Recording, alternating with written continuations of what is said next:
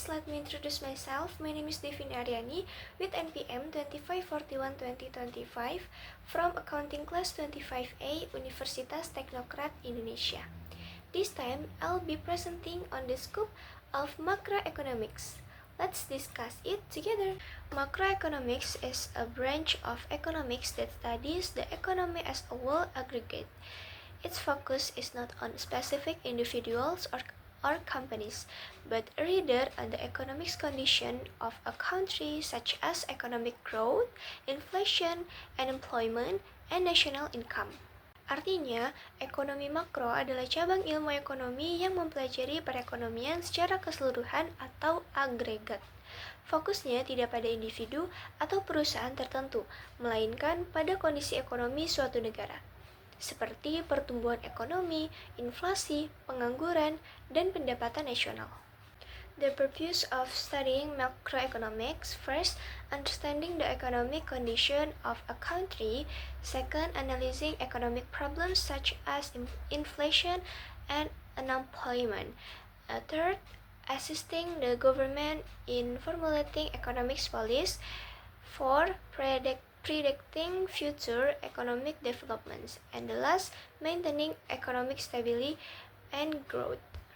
Tujuan kita untuk mempelajari ekonomi makro yaitu memahami kondisi perekonomian suatu negara, menganalisis masalah ekonomi seperti inflasi dan pengangguran, membantu pemerintah dalam merumuskan kebijakan ekonomi, memprediksi perkembangan ekonomi di masa depan, serta menjaga stabilitas dan pertumbuhan ekonomi.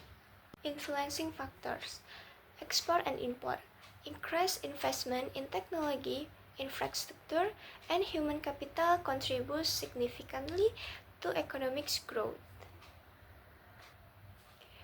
Second, technology and innovation.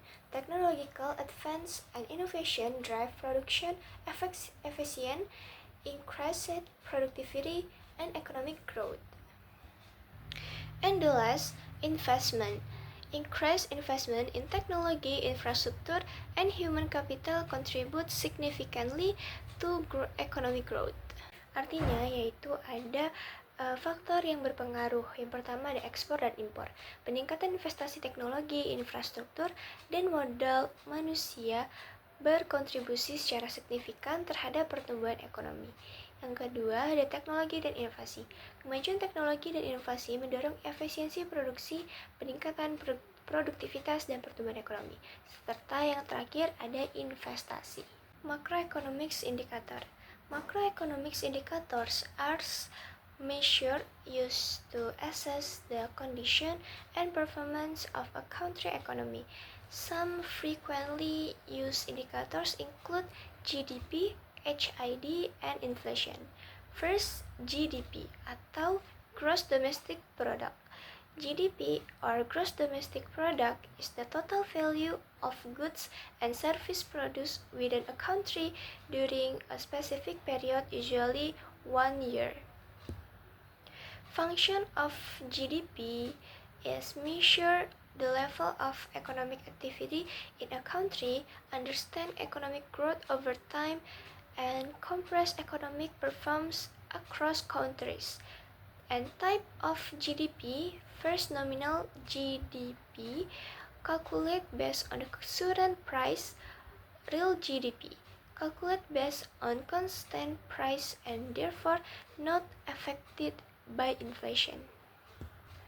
Second, HID atau Human Development Index. The HDI Second, HDI atau Human Development Index. The HDI or Human Development Index is an indicator used to measure the quality of life of a country's population. Purpose of the HDI: first, assess human development not only from an economic perspective, but also from health and education perspective. Next, HDI components.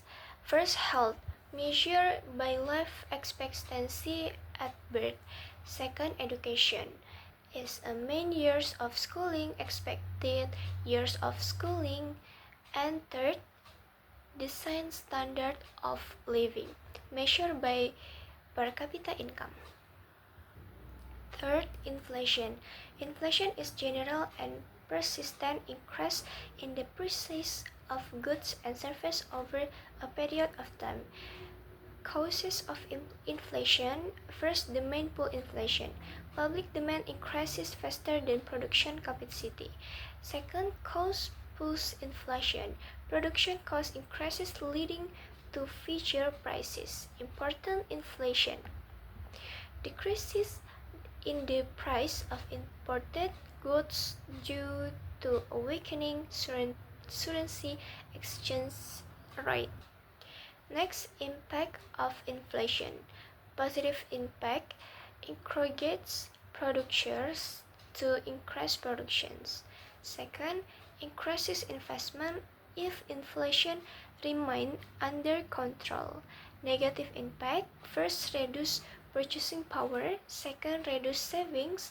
And last, creates economic uncertainty. 4. Fiscal policy. Fiscal policy is a government policy related to state revenue and expenditure to regulate the economy. Fiscal policy instrument, first, taxes. Second, government spending. And the last, subsidies. And the last, monetary policy. Monetary policy is a policy implemented by a central bank to control the money supply and maintain economic stability. Goals of monetary policy, first, controlling inflation, maintaining price stability, and stimulating economic growth. Kebijakan fiskal adalah kebijakan pemerintah yang berkaitan dengan penerimaan dan pengeluaran negara untuk mengatur perekonomian. Instrumen kebijakan fiskal yaitu ada 3. Yang pertama ada pajak, belanja pemerintah, dan subsidi. Lalu ada kebijakan moneter. Kebijakan moneter adalah kebijakan yang dilakukan oleh bank sentral untuk mengendalikan jumlah uang beredar dan menjaga stabilitas ekonomi.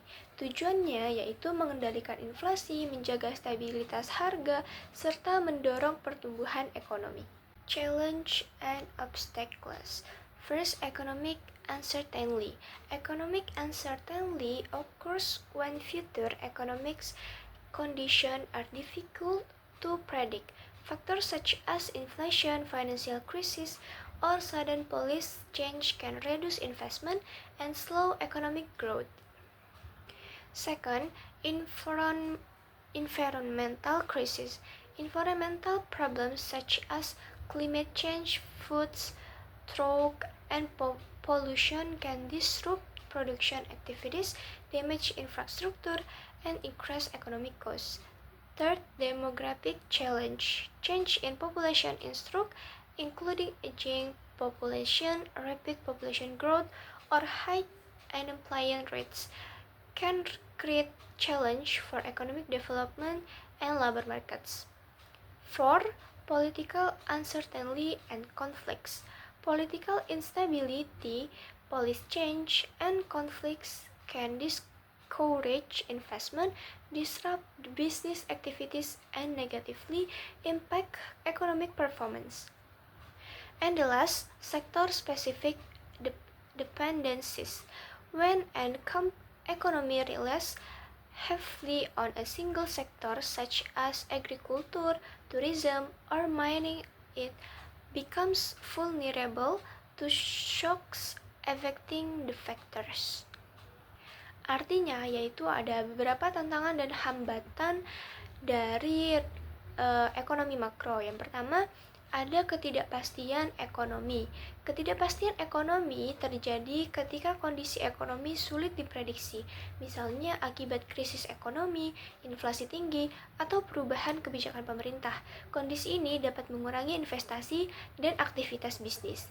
Yang kedua, ada krisis lingkungan. Krisis lingkungan seperti perubahan iklim, banjir, kekeringan, dan pencemaran dapat mengganggu kegiatan produksi serta menimbulkan kerugian ekonomi yang besar.